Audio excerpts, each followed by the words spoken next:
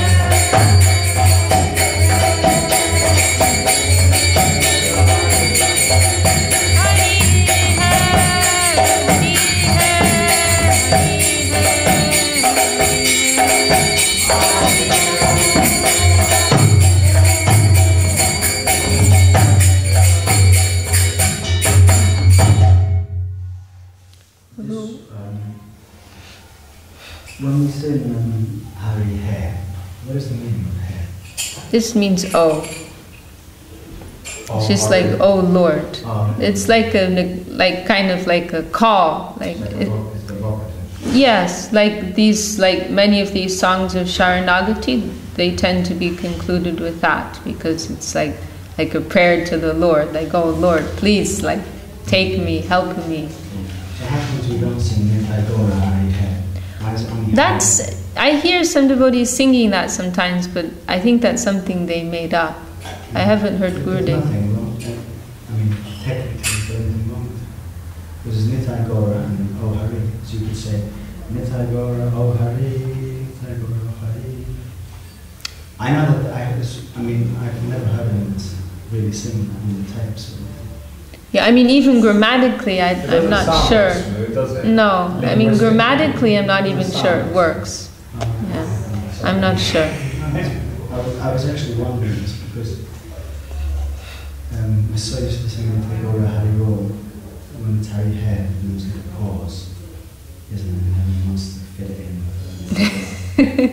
I wish we could insert something. To me, it sounds, that's why I hear Gurudev say it, Hari Hai. Sounds perfect. But we can ask Tyagi Maharaj. He's the expert. Guru, why don't you finish with Bhaja Hudemana and then Mahamantra?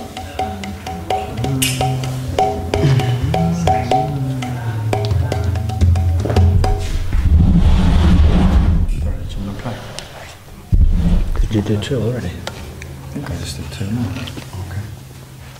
I don't know why, but for some reason I'm not hearing the Madanga. Is it escaping out into that room? What do you mean? Hearing? We are live right now. Oh, okay. 155. Bhaja Hure Mana Sri Nanda Nandana.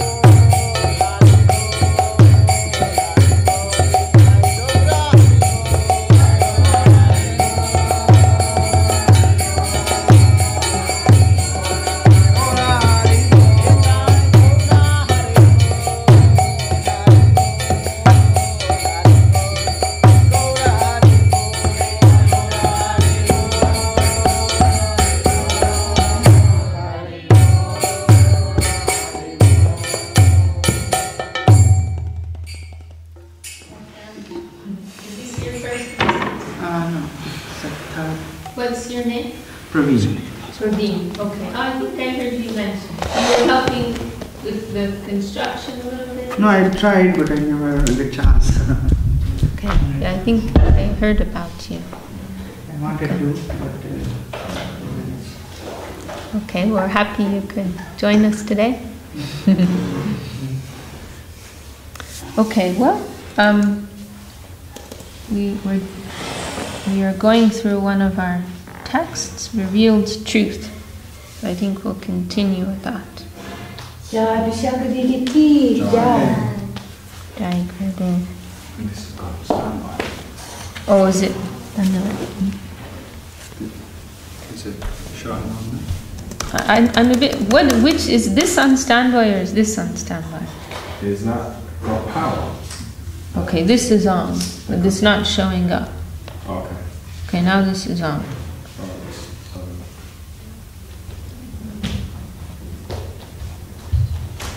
Stand on now. Yeah, there you go. Okay. This just went on standby, I think. There was no signal for a long time. Okay. Okay. No, it's fine. Yeah. Yeah. All right. So last Saturday, this is one book which was prepared from the talks of our Gurudev called Revealed Truth, and it was prepared by one of our godbrothers, Shripad Tyagi Maharaj, very wonderful book. And so he took many lectures of our Gurudev given over the course of many years, and he structured these lectures according to a particular template, we can say, which is one verse by one of our gurus, Srila Bhakti Vinod Thakur. I'm not sure how familiar you are with our acharyas. You've heard of Srila Bhakti Vinod Thakur? Okay. So Srila Bhakti Vinod Thakur, he composed, as we will see for some other Vaishnava Sampradayas, there's some summary that's been given of the essential principles of their Sampradaya. So Srila Bhakti Vinod Thakur, he distilled 10 essential principles that were, theological principles which were established by Sri Chaitanya Dev, by the Lord, when he came here as Sri Chaitanya.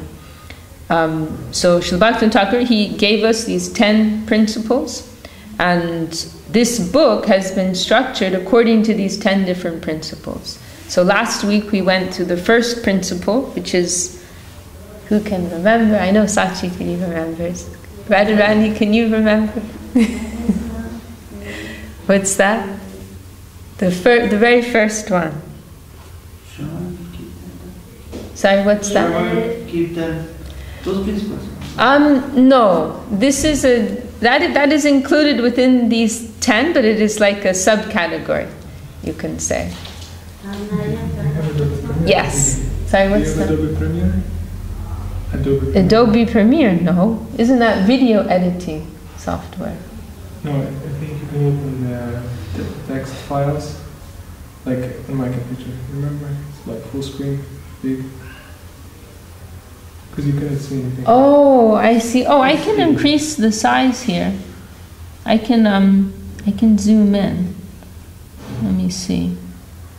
Control plus? It's not working, Control plus. Oh yeah, it's working. Okay. Well, I haven't got there yet.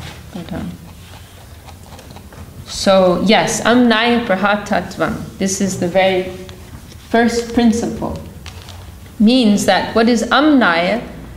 And Amnaya means revealed truth, means truth that has descended from above. Truth which does not have its origin within this temporary, mortal, worldly plane, but truth which descends from the eternal spiritual plane through the hearts of realized souls. That is Amnaya.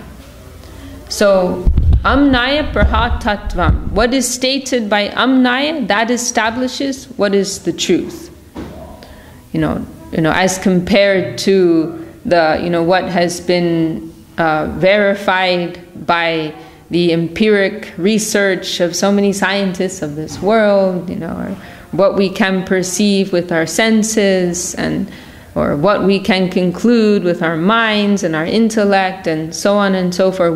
What we've heard about was done or said in the past, To some extent, these things have validity, but the overriding, what will be the overriding thing is what has come from above, what has descended from above. That's like the final word on what is the truth, what has come from above. So this is the first principle. Or just as like a simple example, in any field of life, maybe you'll talk about medicine or mathematics. Many persons have many different opinions, but finally you will go to the expert, and what they say, that will be final. So in the same way, when it comes to the reality, as the sum total of reality, what is the nature of reality, understanding what is what, we will go to those who have the highest vision, who have the broadest and deepest perspective on reality as it is. Not just persons like ourselves who are living like insects. We can only see, we've been through so many previous lifetimes. We have so many lifetimes ahead of us. We've been through so many species of life. Our current existence is like one tiny point on an infinite line.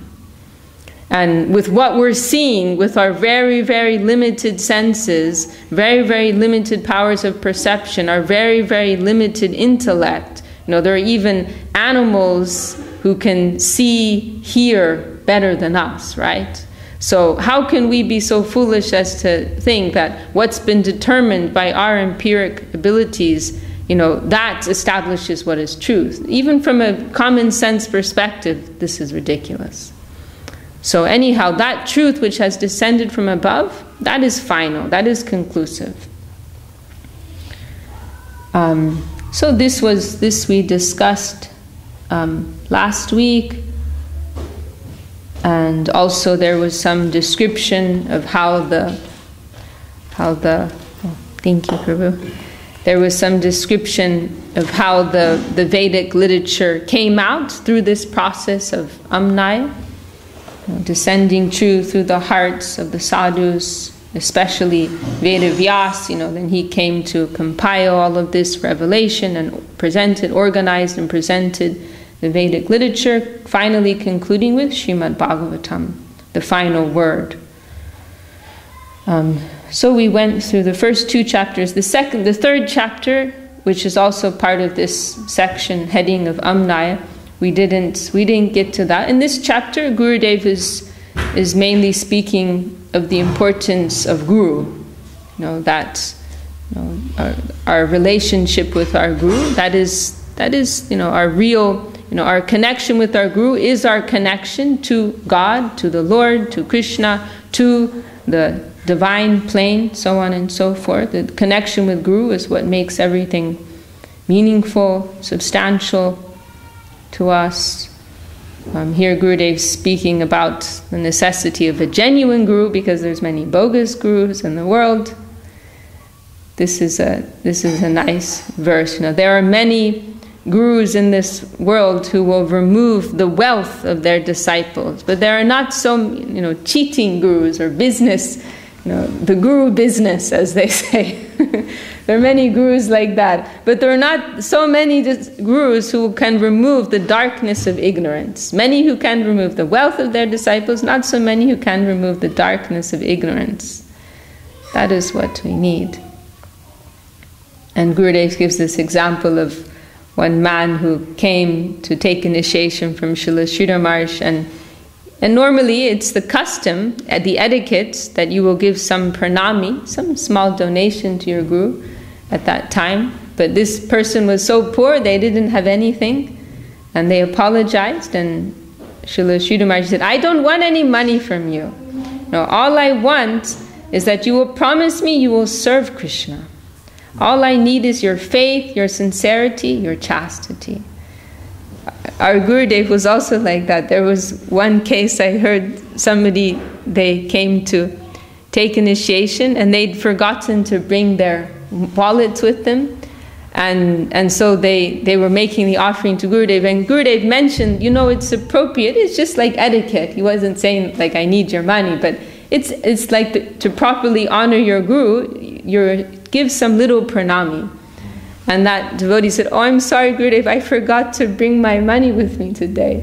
So then Gurudev, he told one of his servants to bring some of his money. So they brought some of Gurudev's money and gave to that devotee, and they used that just like to fulfill this, etiquette. Like in the church, we were sitting and then the collecting came, and then you got from your mother or your father.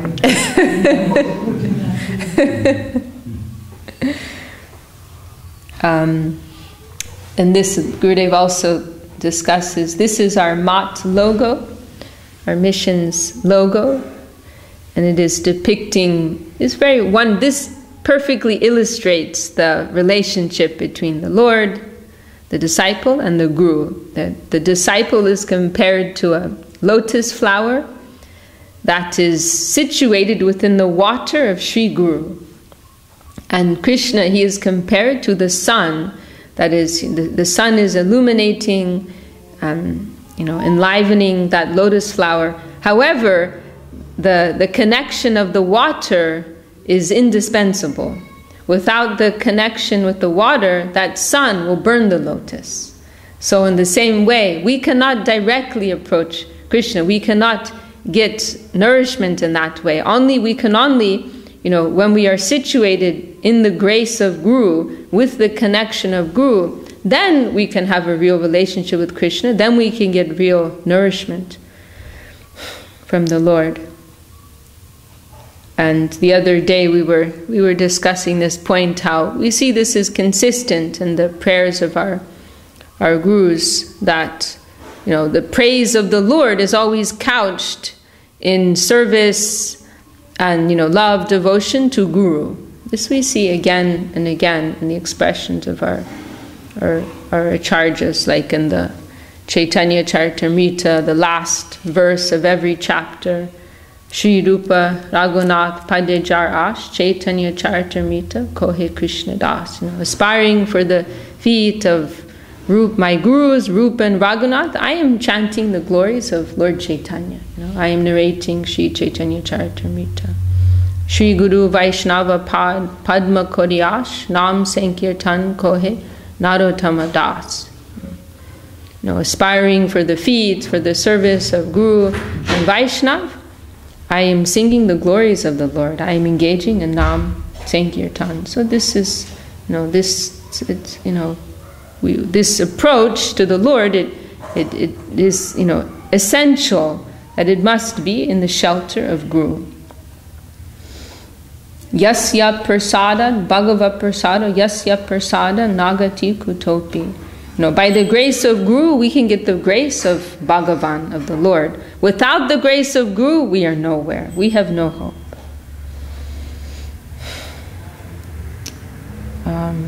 Okay.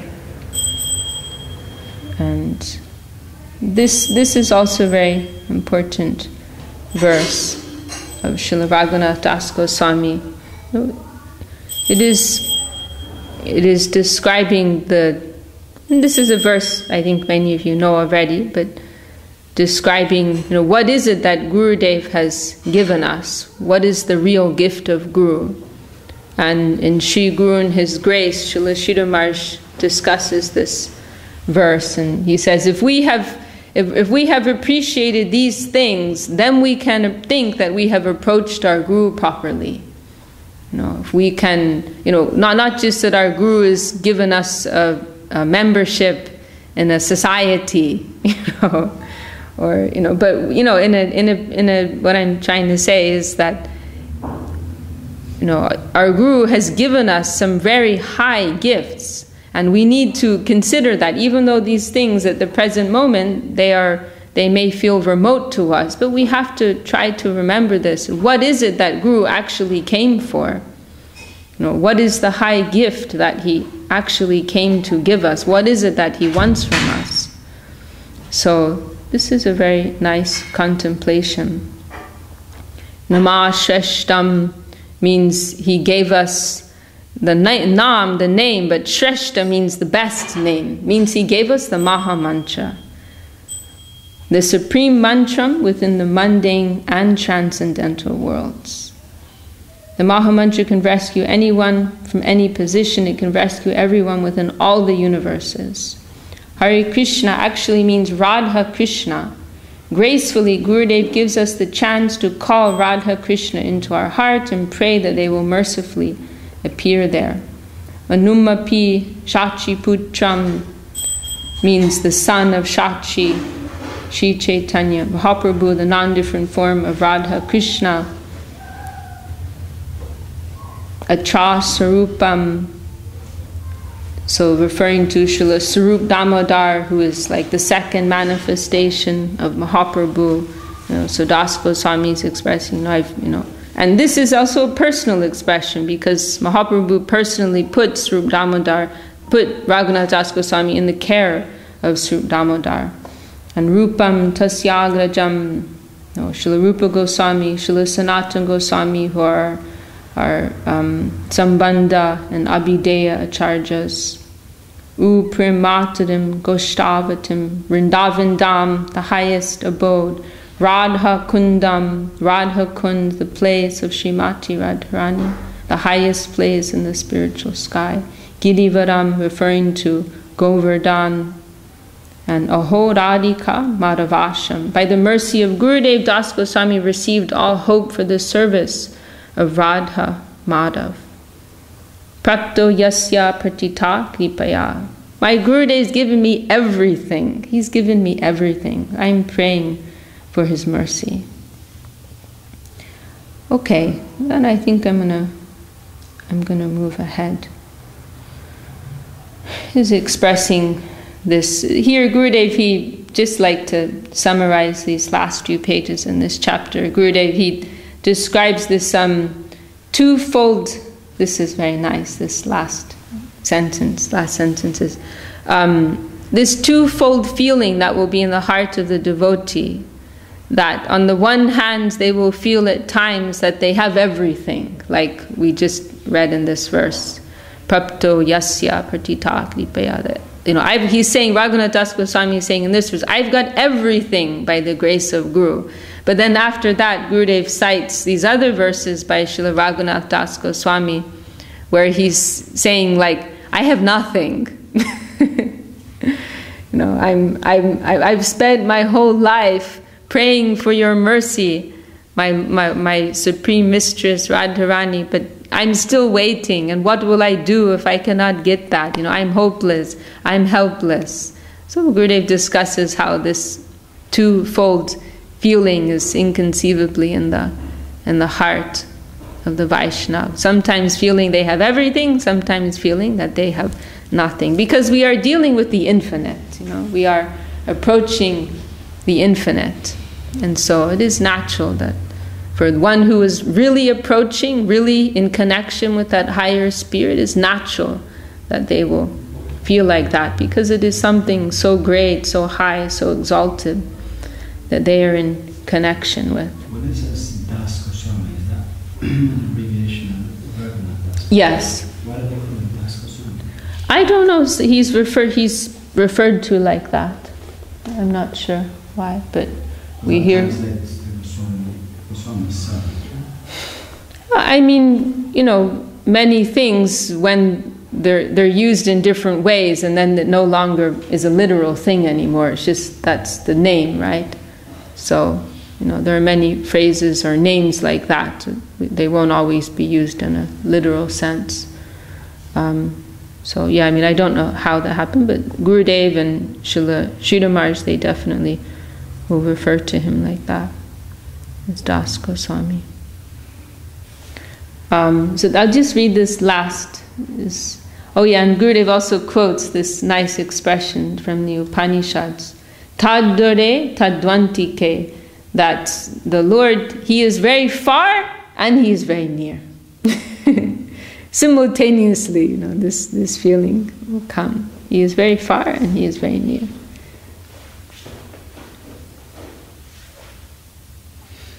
and this, I'll just conclude with this last expression. It's very beautiful. We can understand that if we open the door of our hearts to Gurudev, we will find his mercy is waiting for us right behind the door. If only we open our hearts, Gurudev's mercy will enter us. We will discover our fortune and find that our Guru Parampara, beginning with Srila Rupa Goswami Prabhu, has a spoonful of nectar ready for us. When we receive that, we will feel unable to ever fully glorify Gurudev. We will feel his infinite mercy. They are just waiting for us, you know. We are the ones who are delaying things.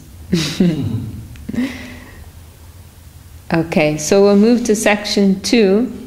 So that section 1 was amnaya prahatadvam, you know, revealed truth that establishes that truth which is revealed, which descends, that establishes the truth. And then section 2, the Supreme Personality of Godhead, this is discussing in 2 chapters, truths 2, 3, and 4. So, Harim Iha Paramam, that Sri Krishna is supreme, Sarva Shaktim, he is the possessor of all potencies, and the Subdim. He is the ocean of all divine ecstasy. He is an ocean of rasa.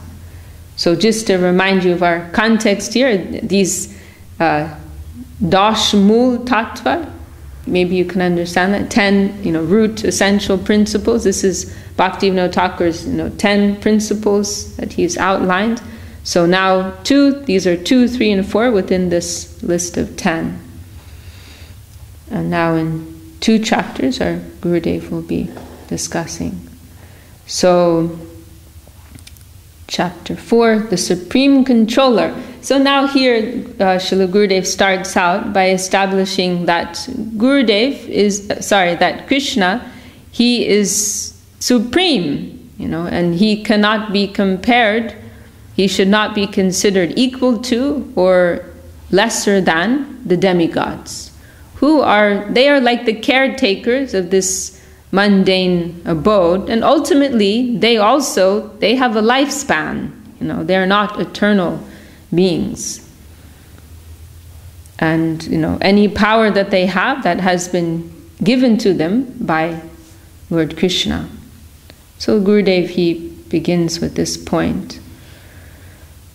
And this verse is very, very important in this regard. Yanti in Bhagavad Gita, Yanti Deva Vrata Devan Pichin Yanti Pichi Vrata Bhutani Yanti Bhute Ja Yanti Ma Yajino Pimam. Smashing this idea that everything is one. This idea, you worship your God, I worship my God, they worship their God. Worship Jesus, worship Allah, worship Buddha, worship Kali, worship Krishna, and it doesn't matter, it's all one. You're all going to the same place. This is a popular idea. So this verse in Bhagavad Gita, it's totally, breaking that idea, breaking that conception. It is like common sense. If you worship the Devas, you will go to the Devas. If you worship the forefathers, you will go to their abode. If you worship the Bhutas, the ghosts, you will go to their abode. If you worship me, Krishna, you will come to me. And Gurudev, he tells one very nice story here, that and also he quotes, this is a very important verse and useful for preaching in Srimad Bhagavatam. Gives this very nice analogy. If you put water at the root of the tree, then the whole tree will be nourished.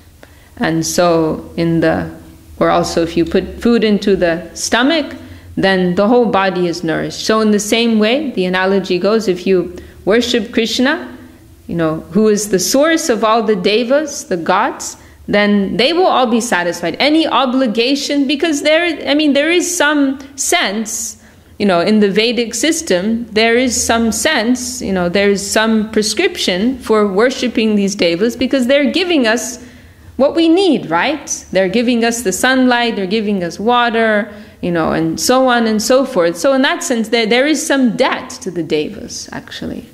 they're giving so much to us. They're taking care of all these cycles of nature that allow us to live, the earth that we step on, and so on and so forth. So there is some actual debt there. However, when you go straight to the source, when you offer your worship to the source, then that debt is excused. It's no longer necessary for you to go and attend to all of these separate individuals if you're approaching the center, the root, the source. And so this analogy is given. If you give your water to the root of the tree, then the whole tree is satisfied. You don't have to go and water this branch and that branch and that branch and this leaf and that leaf and this flower. You water the root, the whole tree is nourished. So in the same way, not that it is not necessary, once you've come to this higher level of realization, then it's not necessary to worship this deva and this deva and that deva and that deva. You just need to go to the supreme deva, Sri Krishna, and they will all be satisfied by that. And Gurudev, he also tells this story, humorous story. When he was young, he would spend some periods of time in Calcutta. You know Srila Prabhupada, right? The founder of ISKCON. Our Gurudev, as a young man, about 17, 18 years old, he used to stay with him. And Srila Prabhupada, he had 2 houses in Calcutta, 6 and 7 Sita Kantar Banerjee Lane. And one was his own residence, and the other one, the downstairs, was his shop. He worked in the pharmaceutical business, right? And this is like, 1940s, 1950s, like that time. And so then his second house property, the ground floor was his shop, and then the upper floor he gave to our Param Gurudev, Srila Sridhar Maharaj, to make us like a branch of our mission, Sri Chaitanya Saraswat Mat. So like we had our branch there, like a preaching center there, and our Gurudev used to go different times in the year. He would stay there for some weeks or some months, and he used to have, at that time Srila Prabhupada was working on his translation of Bhagavad Gita, and so every day he would have some class on Bhagavad Gita from Srila Prabhupada, and then in the afternoon he used to go out distributing books. And our Gurudev was actually the first distributor of the Back to Godhead magazine. You know that magazine? Our Gurudev was the first distributor of that on the streets of Calcutta. And our Gurudev, he was, as I said, he was a young man, like 17, 18. He was energetic, and he was a confident type of person. And sometimes he would get into some fights with people because he was very direct in what he said. And so one time he said something to some person. He was very direct about what he thought their conception was, and they became, I think they were Kali worshippers or something. And they became angry at our Gurudev. And some days I would get a very good response and come home in a dancing mood. But some days I would not collect anything. And on some days people would even try to beat me. During that time I met many devotees of Mother Kali and would often end up debating with them. The worshippers of Mother Kali pray to her for selfish purposes. Oh, Mother Kali, Dhanam Dehi, Janam Dehi, Rupam Dehi, Yasho Devi. Give me wealth, give me manpower, give me beauty, give me fame, and so on. Dehi, Dehi, Dehi. Give me, give me, give me. So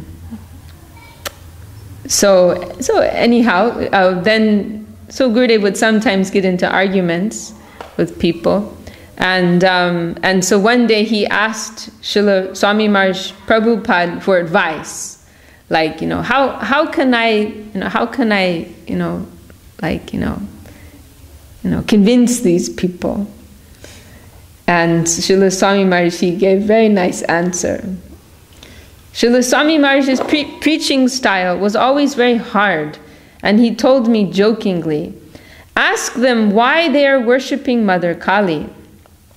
If they are faithful devotees of Mother Kali, what will they ultimately attain?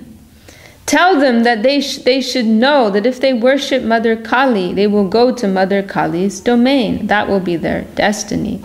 What Mother Kali eats, they will eat. What Mother Kali does, they will do. Where Mother Kali lives, they will live. Their final destiny will be to become an associate of Mother Kali. So you should ask them, where does Mother Kali live? Mother Kali lives in a cremation ground. Who are Mother Kali's associates? Dakinis and yoginis, witches and ghosts. What does Mother Kali eat in her domain? The meat and blood of her dead sons. What is Mother Kali's mood? Mother Kali has no shyness. She stands naked, showing her tongue to her sons. She attracts her sons to come to her, and then she takes their heads, cuts their necks, and puts their skulls on her garland. So this is Mother Kali's nature. If you worship her, you will go to her abode, Kali Loka. If you feel the need to go to Mother Kali's abode, you can go there.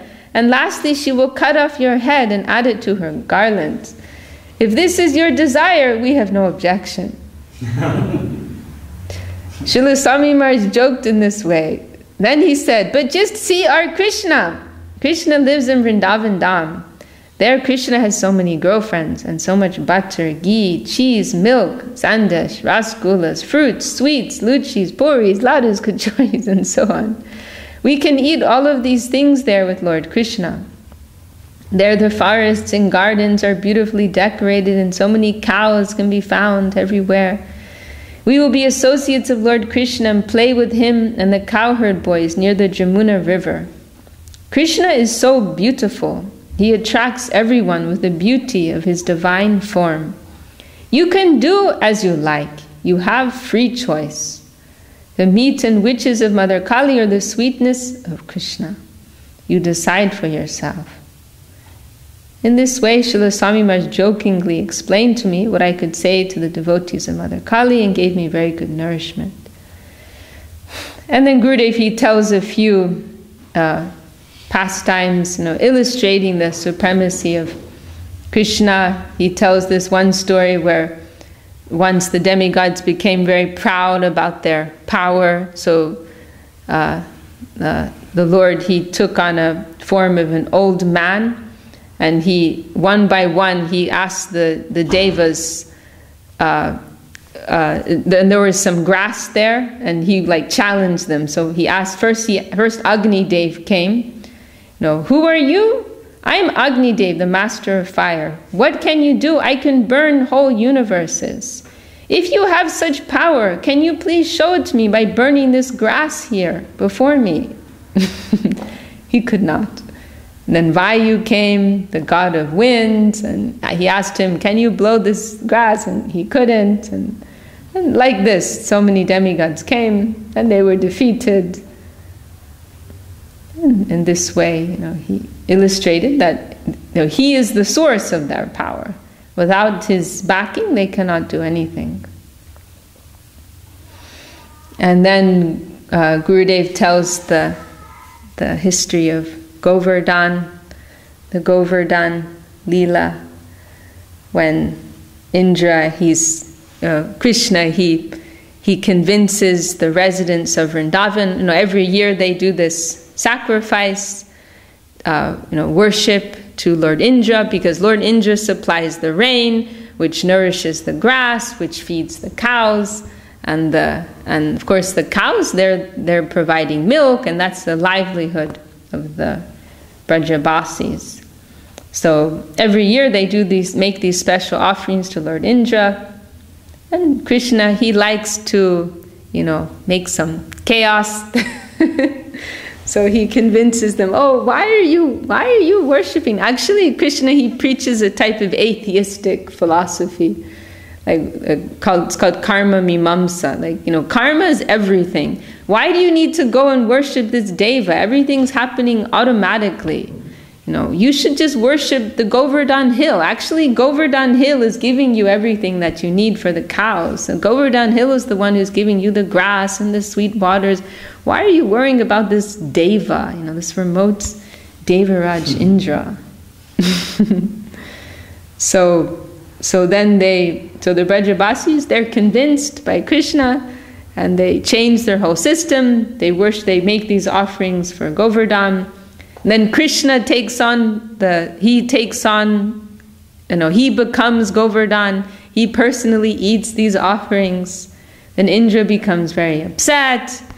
He throws a temper tantrum, and he is, for 7 days, 7 nighs, devastating Vrindavan with rain and thunder and lightning and hail and so on and so forth. And with the pinky of his left hand, Krishna lifts that Govardhan Hill, and everyone comes and seeks shelter under there. Then at the end of those 7 days, Indra comes and he realizes how foolish he's been, and Krishna is not an ordinary little boy. So he apologizes to Krishna. Oh Lord, he apologized. So Indra came before Krishna, paid his Dandavat Pranam, and surrendered. He apologized and praised Krishna so much. Oh Lord, I am foolish. I could not understand your glories or your divine pastimes. Please forgive my offenses. Please be merciful to me. And then Indra worshipped him. He performed abhishek with the milk of his cow, Sarabi. And then similar pastime with Lord Brahma. He's wondering about, who is this boy, Krishna? I don't remember creating him. But somehow he seems like he's not an ordinary type of boy. I'm going to test him. I'm going to examine him. What type of power does he actually have? So he hides all of the cowherd boys and their cows for 1 year, and then he comes back and he sees everything's going on because Krishna's expanded himself. Then he realizes this is not an ordinary boy, he is the Lord. And this wonderful verse, Janante eva janantu kimbahukja name prabho manaso vapusho vacho vaibhavam tavagochara. Srila Sridhar Maharaj discusses this verse very wonderfully. Those who want to say that they know something about you, let them dance their foolish dance. Jananta eva janantu. Whoever wants to say that they know you, let them say that. No problem. Let them go on with their foolishness. But as far as I'm concerned, mentally, bodily, verbally, in no way am I able to approach you. You are adhokshaja. You are far beyond the purview of my understanding. And then this story, this is very humorous story. Lord Shiva, even because Lord Shiva, he's described as Dev Adi Dev, like the Adi Deva. He has a higher position than the Devas, right? But even he can be bewildered by Krishna's illusory energy. And this story is very humorous. When there was the churning of the milk ocean, between the Devas and the Asuras, and at that time, Lord Vishnu, he harmonized this situation when this problem came up, like how to make sure the Asuras, the demons, they don't get the nectar. So Lord Vishnu, he settled this by taking on this form of a very, very, very beautiful woman. Calm. This is the most powerful force in this world. So he appears as Mohini Murti, very beautiful woman, and he attracts the Asuras, he distracts them, and he manages to trick the Asuras in this way, and the Devas get the nectar.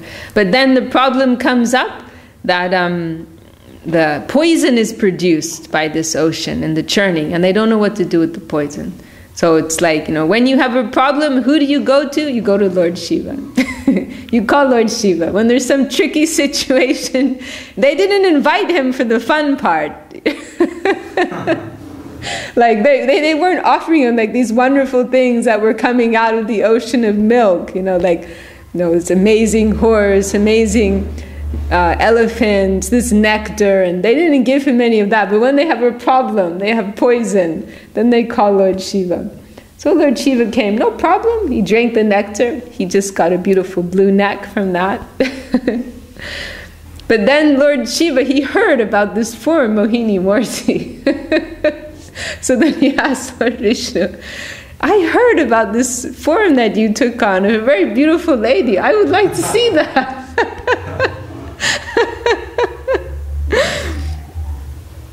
And then here it is. Please show me this form of yours. Krishna said, you want to see that form of mine?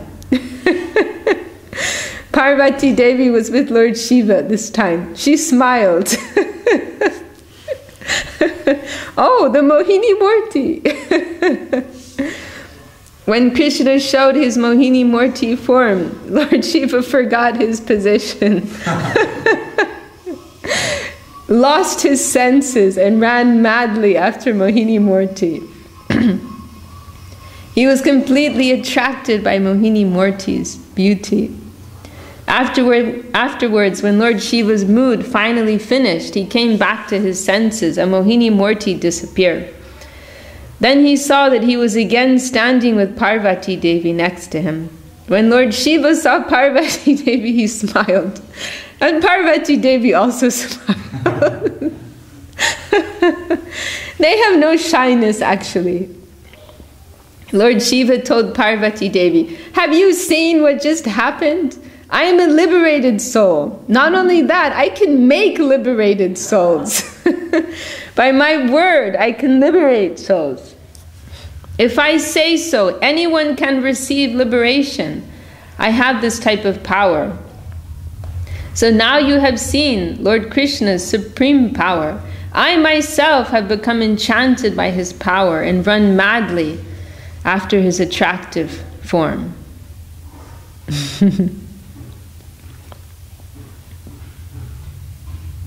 And Gurudev's discussing here how we can see examples of, Krishna, he's the creator, he's the source of everything. And throughout the creation, we can see different signs, we're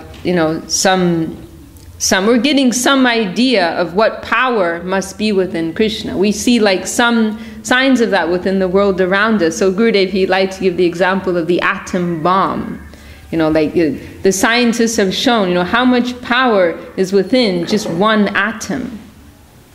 The invention of the atomic bomb shows us how much power is present inside of every atom of Krishna's creation. And then he tells this when Robert Oppenheimer, who was involved with the invention of the atomic bomb, when he saw the first bomb go off, he quoted this verse from Bhagavad Gita. Divi Surya Sahasrasya Bhavad Yuga Pad Uttita Yadi Ba Sajishishya Syat Basastasya Mahatmanaha. What I am seeing now before me appears like thousands of suns in full bloom. Seeing such light must be similar to seeing the effulgence of the Vishvarup, the universal form of Krishna. Through the example of the atomic bomb, we can understand how much power is present within every atom of creation. We cannot, Krishna is actually more powerful than we can conceive. We cannot even conceive of the full extent of his power. We cannot actually prove it. Like what we see here just gives us some hint, some idea. We cannot actually prove how powerful Krishna is through our experience of the mundane world. If I say his power is so great, how much can I actually understand? I may say his power is as great as the sky. The sky may be the biggest thing I can see, but how big is the sky? Beyond what we can see to be the sky is the Mahakash, the outer space of this universe. And in those icons that Shama Sundari made, she showed that nicely. She depicted that nicely in that icon, showing the the Lord represented as like a large circle like this, and we're just like a tiny point in connection with that circle. Our range of vision is so small. How much can we actually see of the greatness of that? Very, very little.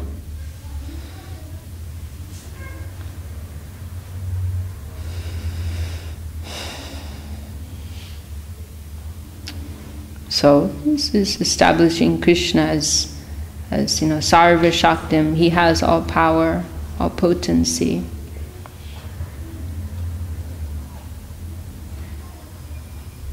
And then this point is very nice that Gurudev makes here, that the greatest power that Krishna has, and this is also, one reason why we must understand him to be supreme, that is his beauty, because beauty is the greatest power. And he quotes Srila Sridhar Maharaj's expression, beauty is the controlling principle. Beauty is controlling everything. I just want to read this. Even more significant than creation, the Lord's divine beauty and divine play are manifest through his power. The most important expressions of Krishna's power are his attractive beauty and sweet pastimes, not his capacity to create the mundane world. That is a very basic thing, that he's the creator. Sarva Shaktim, the Subdim.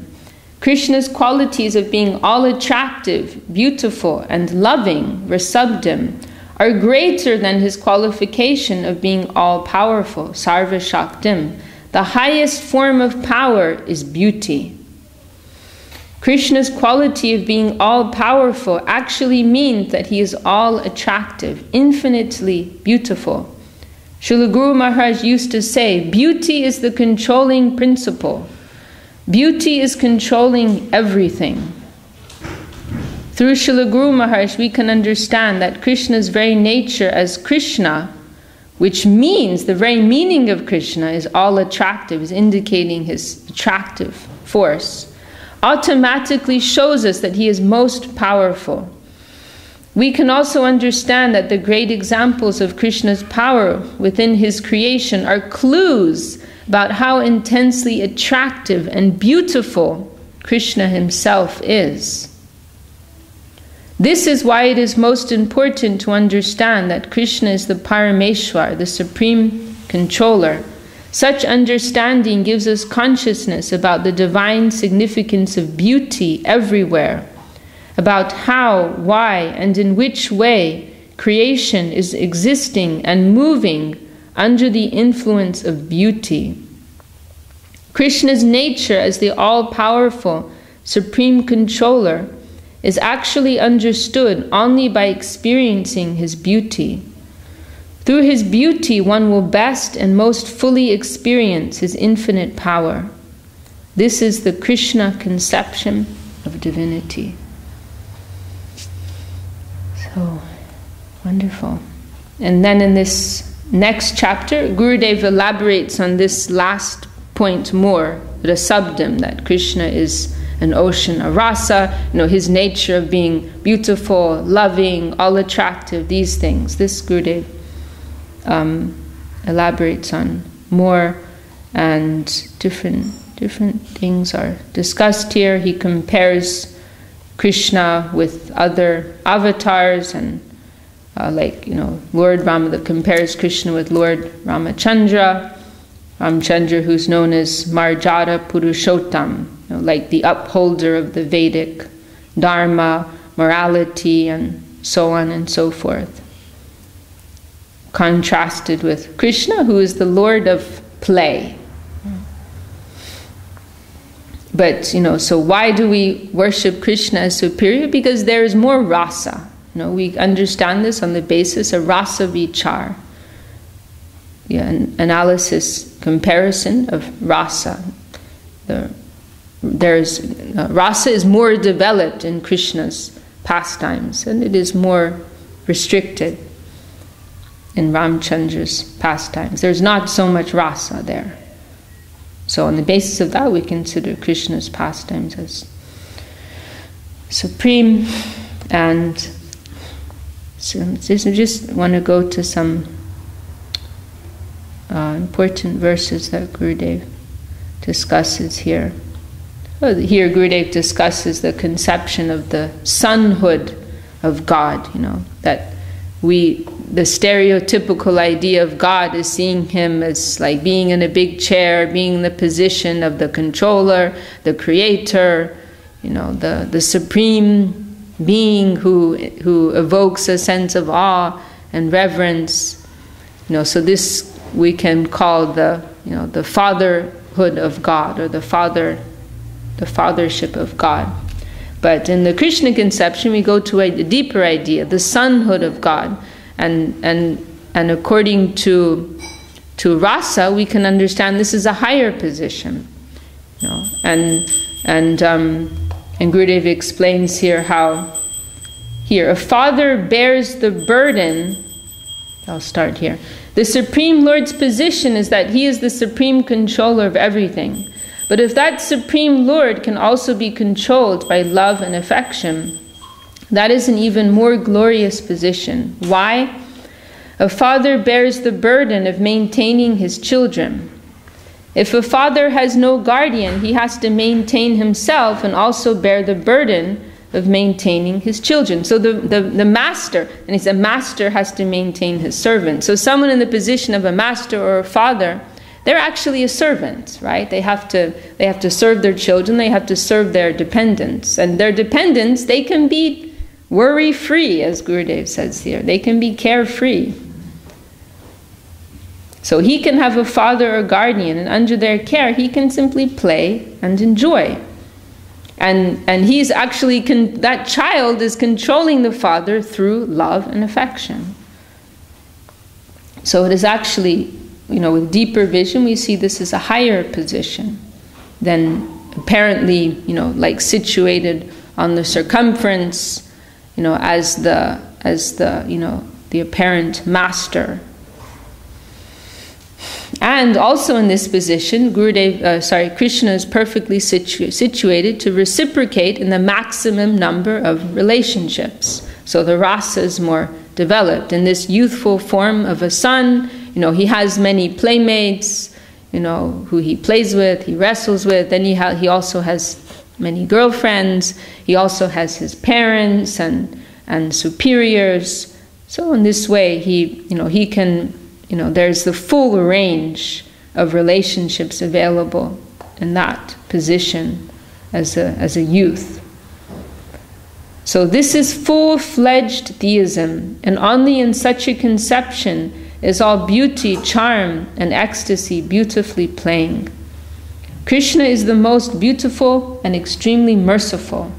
So much charm, love, and harmony are existing within the ecstatic Lord of the Krishna conception. Then these different relationships, Shanta, Dasya, Sakya, Vatsalya, Madhur, gradation of intimate relationships. And this verse, very famous verse, our gurus are always discussing in our book, Gurudev's book, Religion of the Heart. This verse is discussed very extensively. Srila Rupa Goswami is giving here the 4 special qualities that only Krishna has. We're told the ordinary jivas, they can have up to 50 special qualities, depending on whether they are empowered by that, by the Lord. The devas, they can have up to 55. Lord Narayan has 60. And then Krishna, he has these 4 very special qualities, which the others do not have. Sarvadbhuta, Chamatkara, Leela, Kalola, Vadidi. That the pastimes of Bhagavan Shri Krishna are like an ocean filled with dancing waves that stun and astonish everyone. So many wonderful pastimes take place in Krishna, in connection with Krishna, which astonish everyone. Atulya Madhur, like some we just heard, like the Govardhan Leela pastime. Atulya Madhur Prema Mandita Priya Mandala. Krishna is always surrounded by his associates, the super sweet, sweet gopis, Gopa Balaks, and other residents of Vrindavan Dham. You know, the loving reciprocation that Krishna has with his companions, you know, cannot compare that type of intimacy and love that he has with them. Tri Jagan Manasakarshi Murali Kali Kujita, his flute, his wonderful flute. He attracts the minds of everyone within the transcendental and mundane universes and enters the hearts of his devotees with the melodious vibration of his flute. Srila Guru Maharaj explains that Om and Gayatri come from Krishna's flute song. And when he plays the flute, Krishna sings the glories of Srimati Radharani. And then finally, Ashama Nordva Rupa Shri Vishma Pita Chara Chara. The personal beauty of Krishna's divine form is beyond compare. All moving and non-moving living entities are astonished and faint to behold the beauty of Krishna's divine form. And this expression is very nice in Chaitanya Charitamrita. Bhushaner Bhushana Anga. Bhushan means an ornament, right? So normally people wear ornaments to decorate themselves, right? But Krishna is so beautiful that he is the ornament of his ornaments. He's enhancing his ornaments, not the other way around.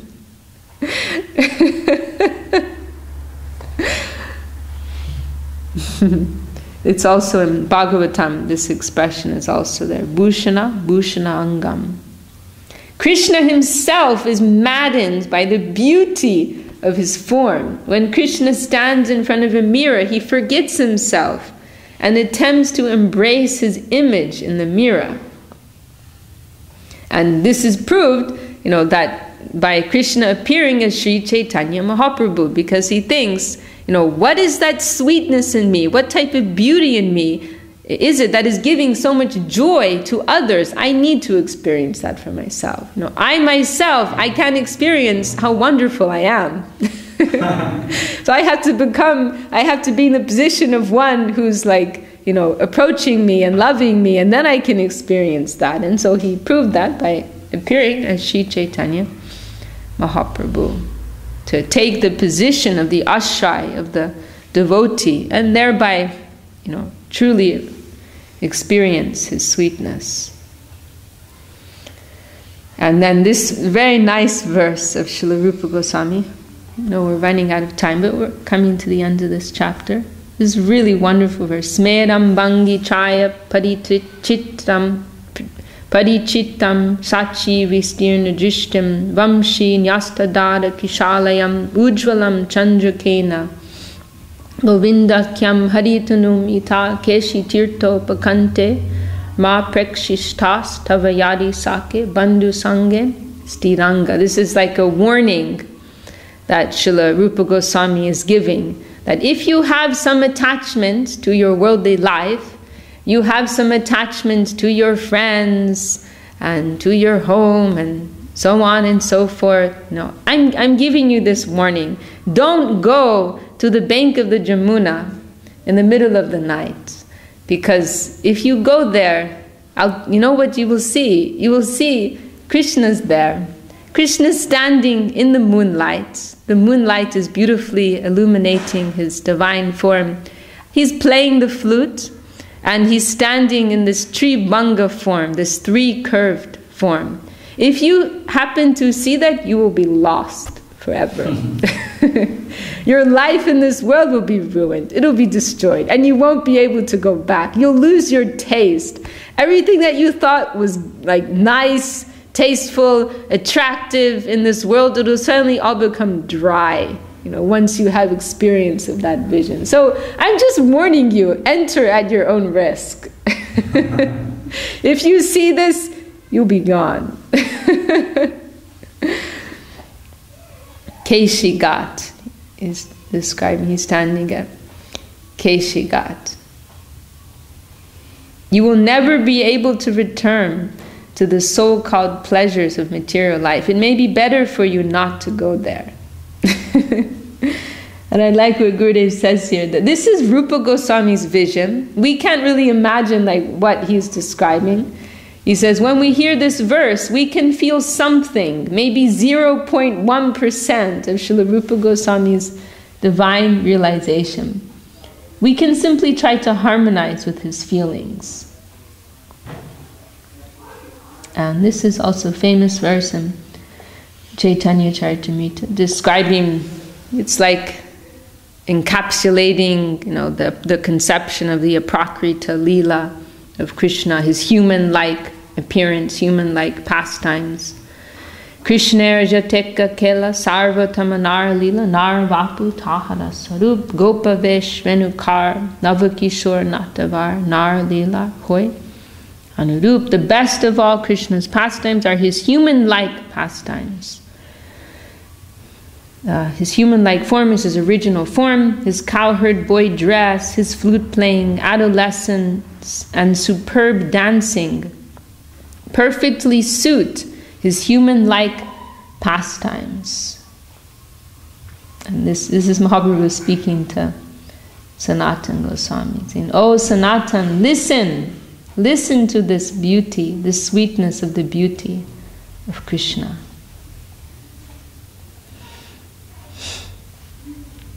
And also, I just wanted to quickly look at this verse. This is a very important verse. We're coming to this now in our reading of Upadeshamrita.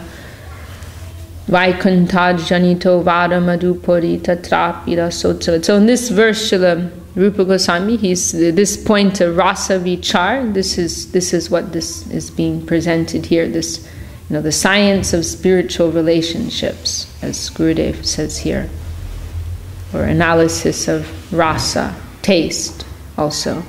That it's like scientifically showing why is that abode of Krishna and Krishna's that abode of Krishna, Vrindavan Dham, and Krishna's manifestation there as a cowherd boy, why is that supreme? So he says that Mathura is higher than Vaikuntha on the basis of rasa vichar, analysis of rasa. Mathura is higher than Vaikuntha. Why? Because in Vaikuntha, Narayan, he doesn't have parents. He just appears. There's no Janma Leela.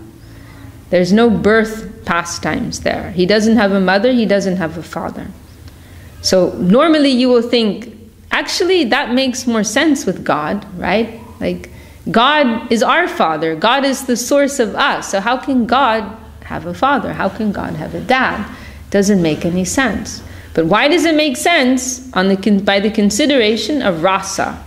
Because if he doesn't have parents, which is his posing, then he can't have that type of sweet relationship. One cannot have that type of sweet relationship. So there's something lacking. According to rasa, there's something lacking there. So there's no janito, there's no birth in Vaikuntha. So therefore Mathura is higher.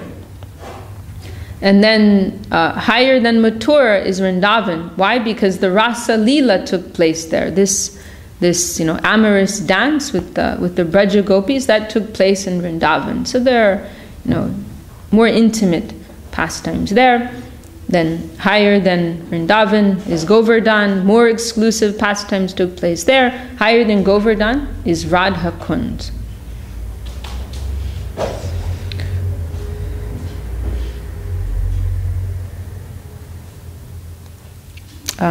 Okay, well, I think maybe we can conclude there. I think it's time for Arati. And Gurudev's discussing further, some comparison between Ram Leela and Krishna Leela.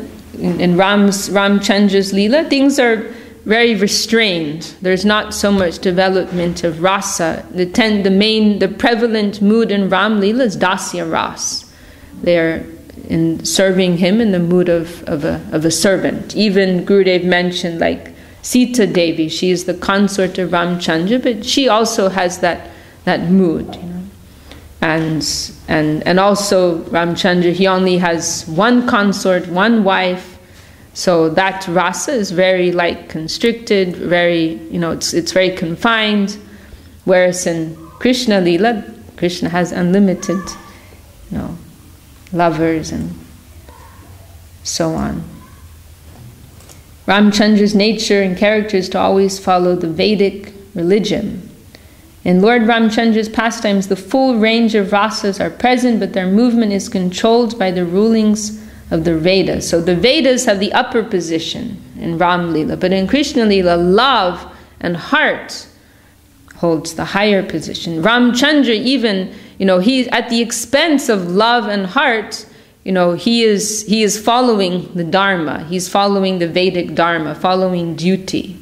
Like in the, perfect example when Ramchandra sends Sita Devi, rejects Sita Devi's company because one citizen made this low comment, I'm not like Ramchandra. He took his wife back after she stayed in another man's house. I'm not like him. It's like some very low-class, ignorant person. Why should Ramchandra care? But he feels, I'm in the position of a king.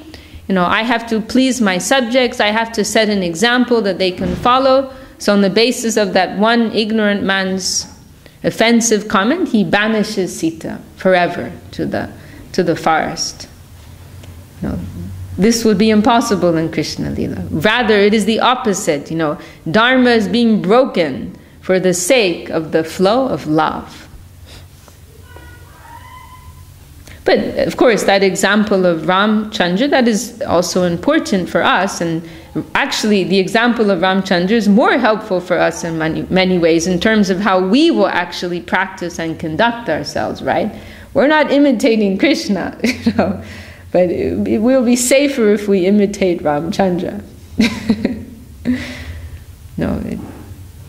Adhering to the Dharma, to duty, and so on. That is a very good example for us. Okay, I'm gonna stop there because we're running out of time. I think we covered the main points in this chapter. This is a very nice expression here of Gurudev's. Krishna is known as Vasabdi, the ocean of rasa, the ocean of nectar. The jiva souls are so fortunate because they are tiny and they can swim in the nectarian ocean of Shri Krishna's pastimes. Very, very nice perspective. Normally we will think this is a bad deal. We're so tiny, insignificant. But Gurudev said, we're so fortunate, we're so small, we can swim in this great ocean of rasa.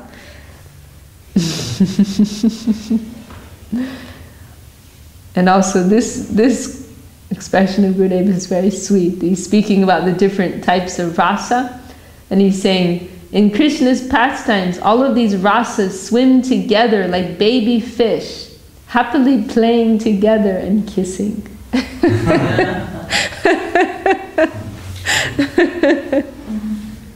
And this is so unique. Who but Gurudev could say something like this? It's so charming and unique. Okay, does anyone have any last comment or anything at all, question, or we can conclude with arati. And also, this is an important point. Who is the source of Krishna's beauty? His rasa, his shakti. That is Srimati Radharani. Shakti Man. Gurudev also pointed this out. When we, this is a name for the Lord, Shakti Man.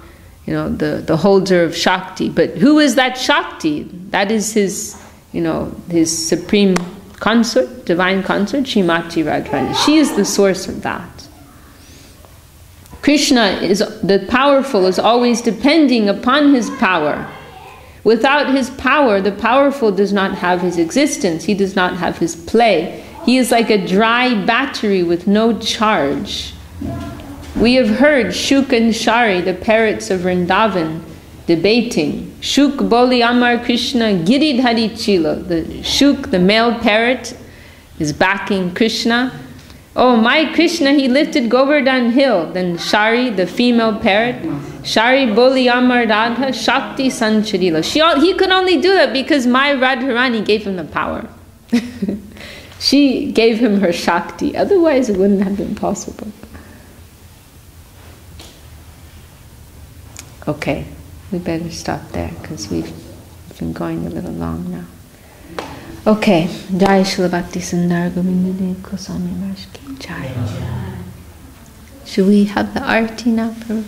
Jai Vishakha Devi ki. Yeah. I didn't do anything, just hearing.